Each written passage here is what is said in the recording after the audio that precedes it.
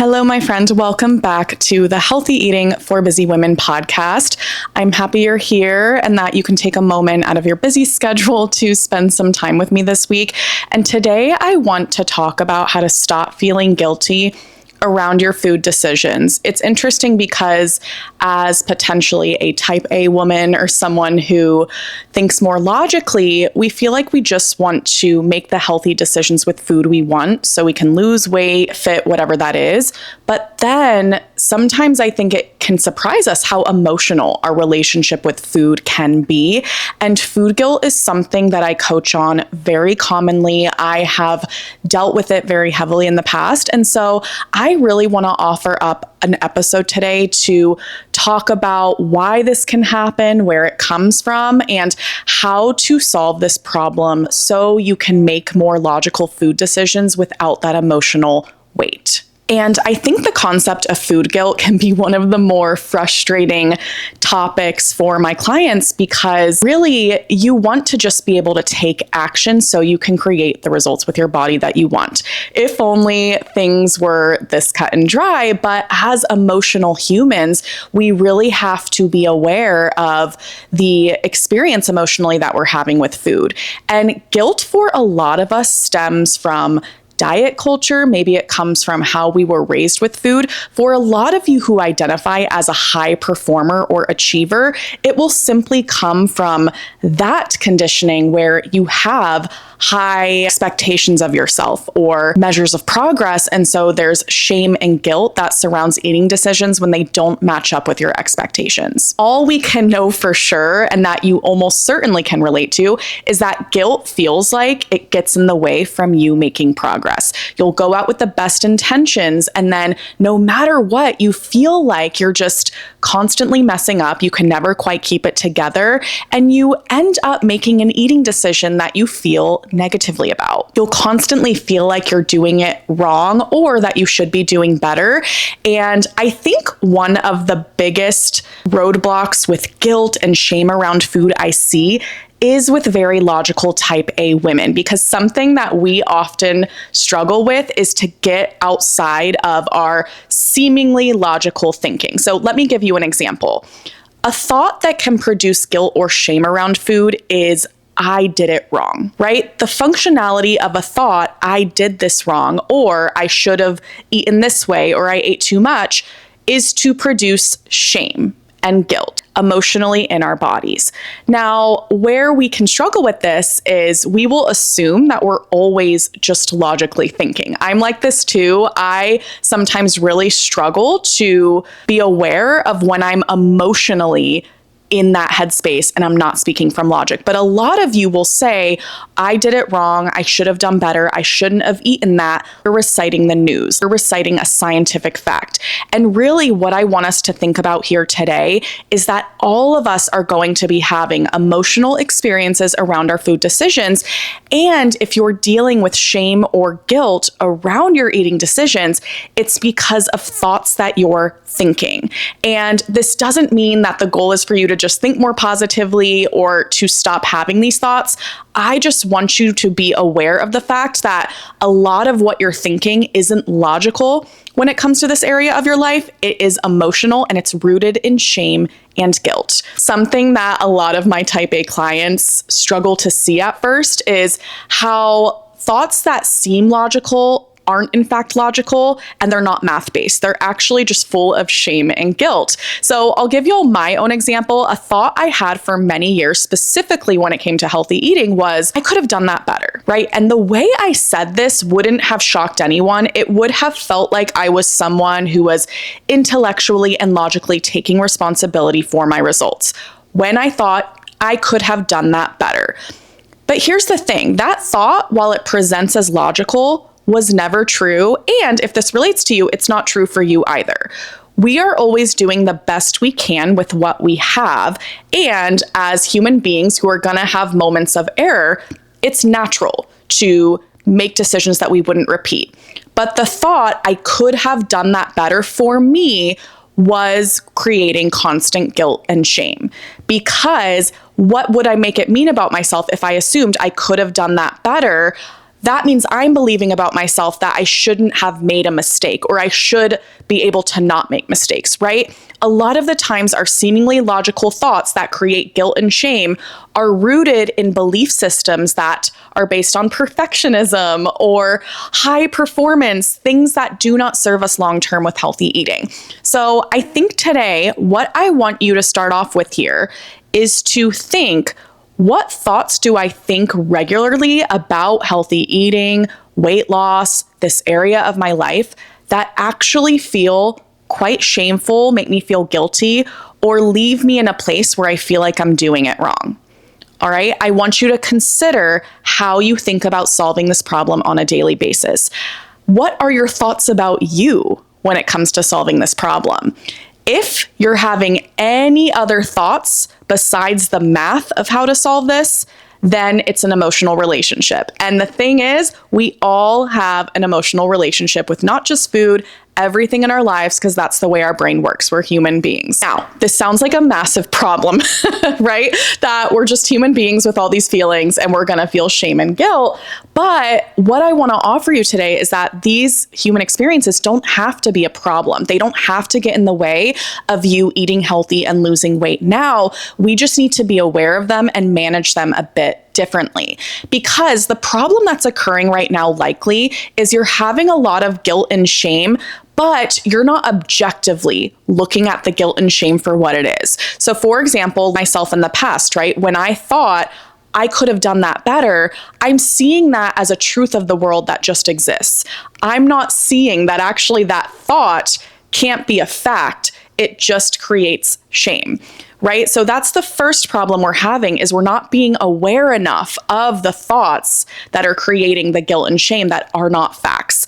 The other thing that we're not yet doing, if we're struggling with the guilt, is we're layering the guilt and creating a quadruple decker guilt sandwich with our food decisions. So it's going to be a very different experience to notice guilt come into your brain and then pass through your body in the form of your emotions. It's going to be a whole nother thing entirely to suffer in your guilt and to really pile it on thought after thought and to continue to perpetuate this story that you're doing it wrong, you don't have it together, and you could have done it better if you're like I was in the past. So I'm going to help you sort through this today and to take steps to not pile on guilt so you can begin making healthy eating decisions sustainably. Even if guilt comes in, it's not going to consume you.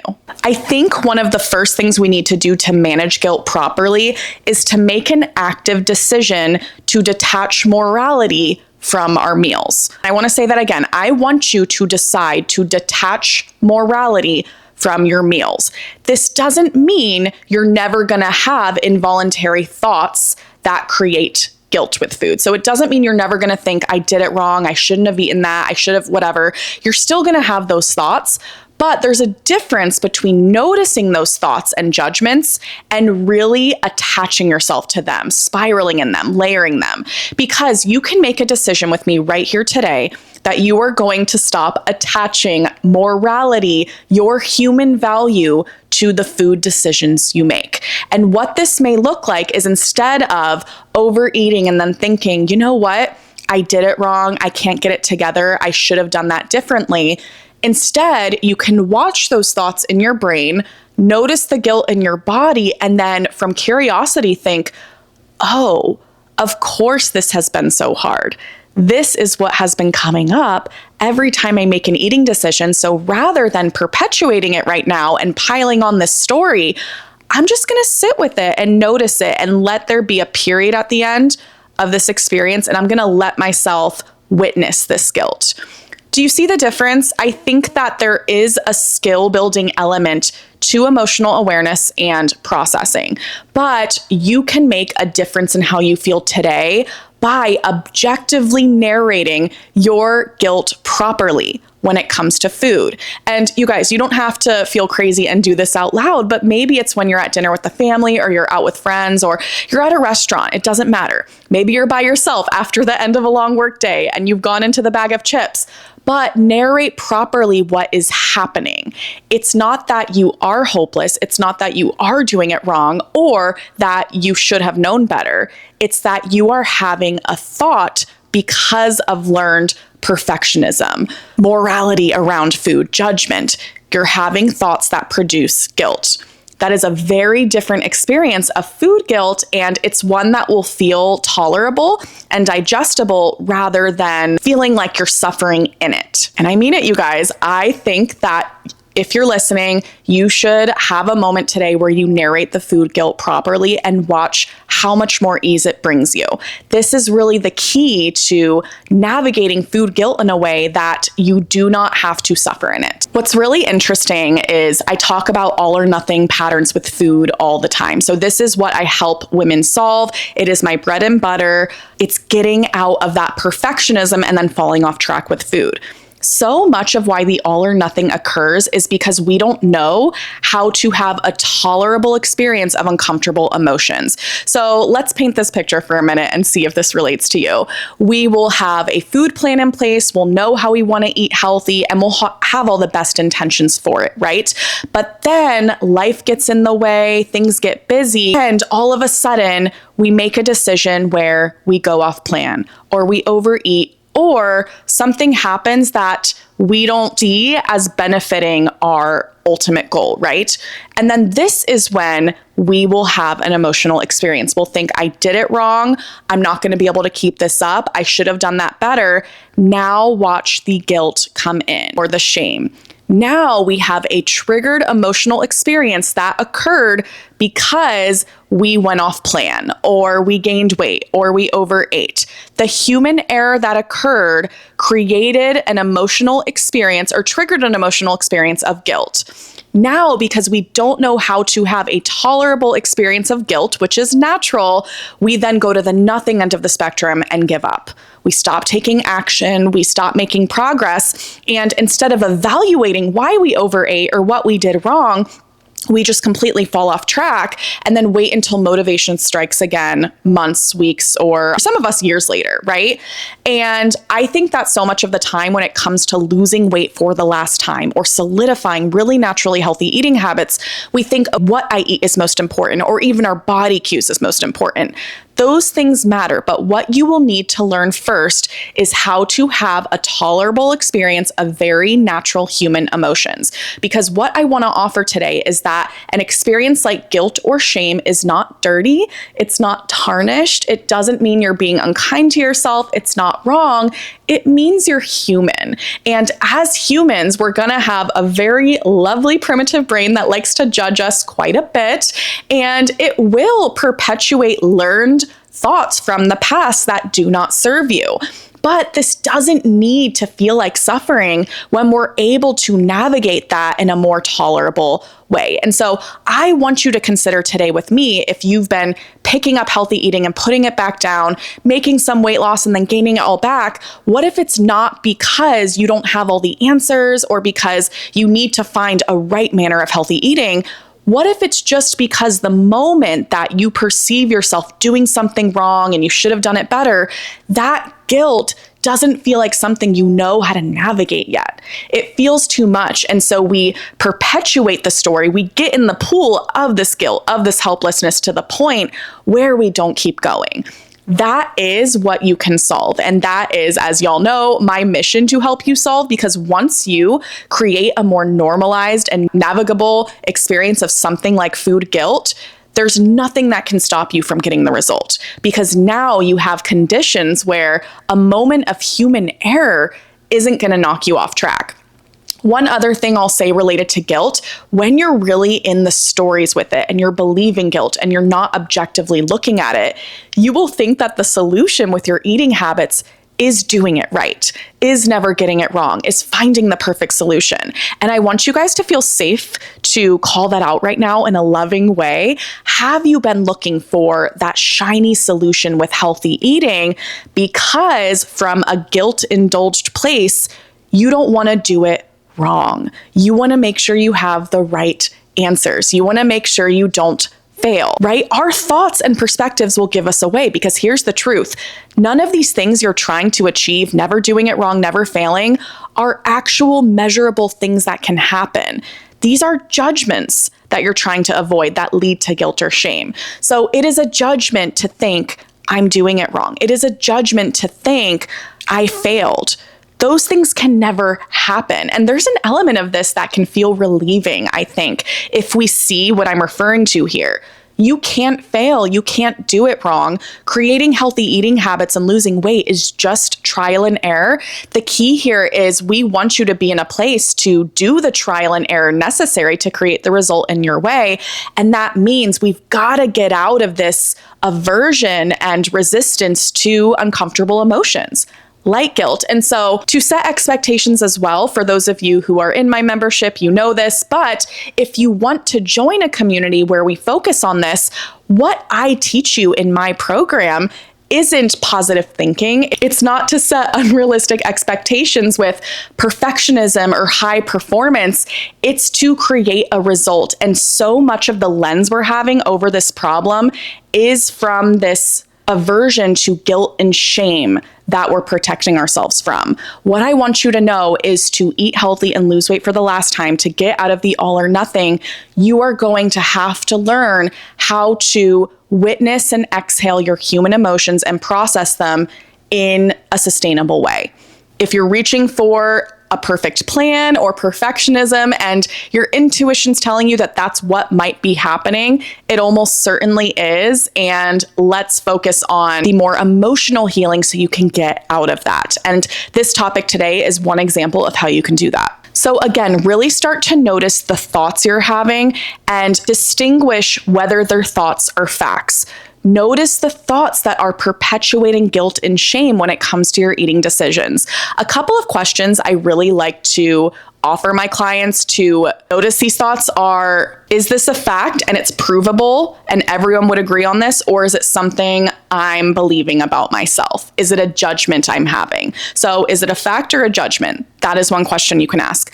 Another question I like to offer, is this something I would think about a friend who just made a food decision? Right? That thought, you're having something you would say to a loved one or a child you're caring for or someone you really care about, right?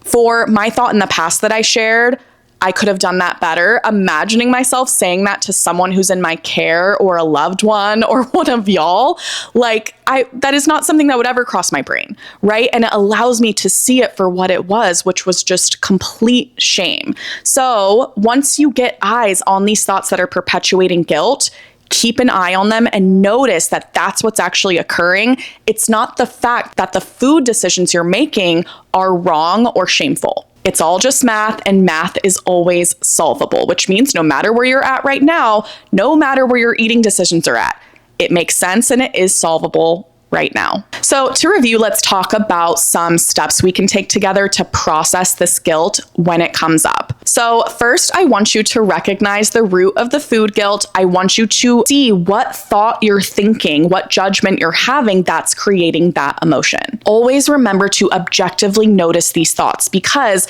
feeling guilt doesn't mean you've done anything wrong inherently. It doesn't mean you are wrong. It comes from judgments that you are doing something wrong. Food guilt always has to do with expectations and judgments we're having of ourselves while we're making progress. It doesn't actually have anything to do with the result itself. Normalize that this thought and feeling combo comes from conditioning in your past, whether it's diet culture or how you were raised.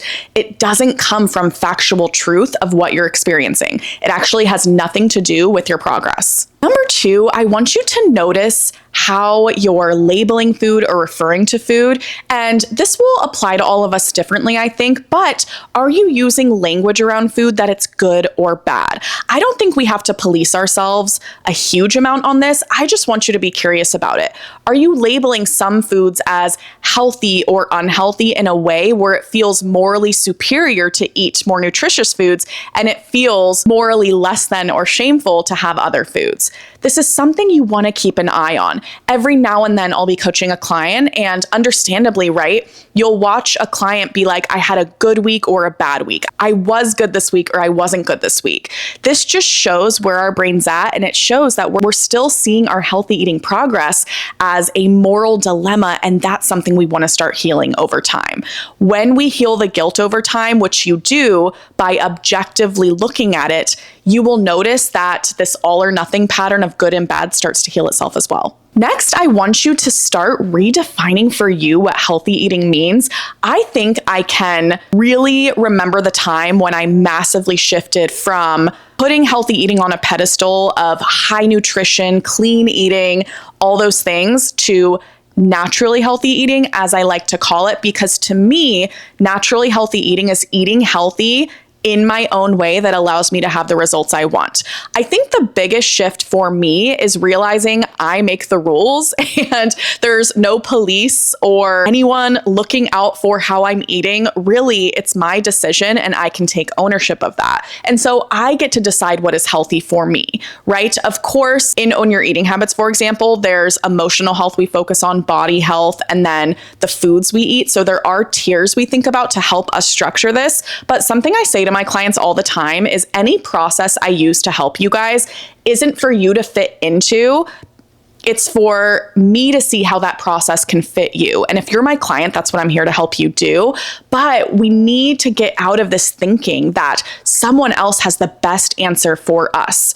You are going to have to be the one who crafts your version of healthy eating that is going to stick with you for life. So I want you to just start thinking about that. As the version of you who has the results you want without restriction or pressure, what does healthy eating look like? What is your version? And I think that's a really important element to consider when doing the work of processing food guilt. So fourth, I want you to build evidence that you can be trusted.